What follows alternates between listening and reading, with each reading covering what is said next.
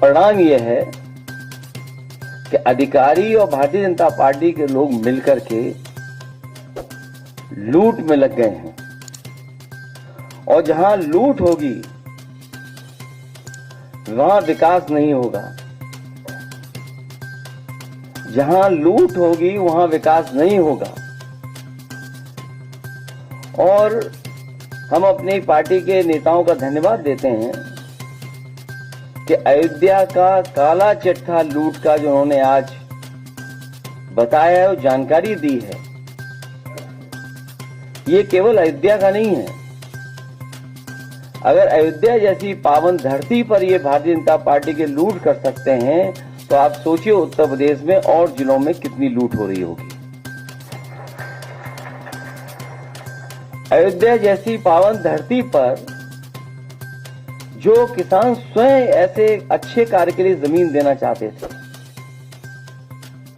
जिस समय मांग थी कि सर्किट रेट बढ़ाया जाए, इनको मुआवजा दिया जाए, सरकार ने किसानों को कहीं मुआवजा नहीं दिया जो उनकी मांग थी उसके अनुसार।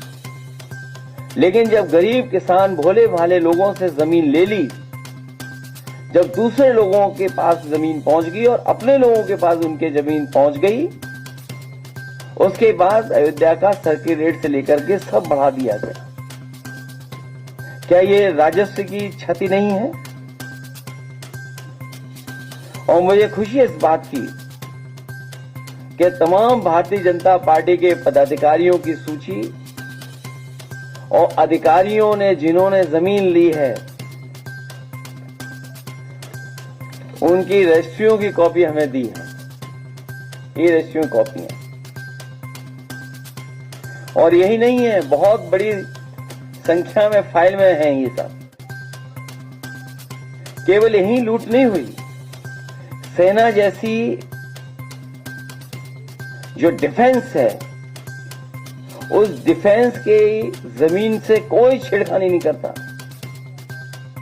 कभी डिफेंस की जमीन की तरफ कोई नहीं देखता। और जहां पर फायरिंग रेंज थी, जहां पर आर्टिलरी या और अभ्यास के लिए इस्तेमाल जमीन होती थी, उस जमीन को भी इन्होंने भारतीय जनता पार्टी के लोगों ने बेच दिया। और अपनी हार के कारण जनता को दुख देने के लिए, जनता को परेशान करने के लिए रेलवे अलाइनमेंट भी बदल दिया। जो अलाइनमेंट पहले था उसमें किसी गरीब की ज्यादा जमीन नहीं जा रही थी,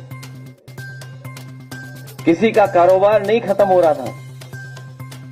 लेकिन जानबूझ करके भारतीय जनता पार्टी ने कि अब चुनाव हार गए हैं, सरकार उनकी है, तो हम रेलवे का भी अलाइनमेंट बदल देंगे। और रेलवे का अलाइनमेंट भी बदलने के काम चल रहा है, जिससे कि गरीबों की जमीन वो छीन ले, घर मकान जो सदियों से रह रहे हैं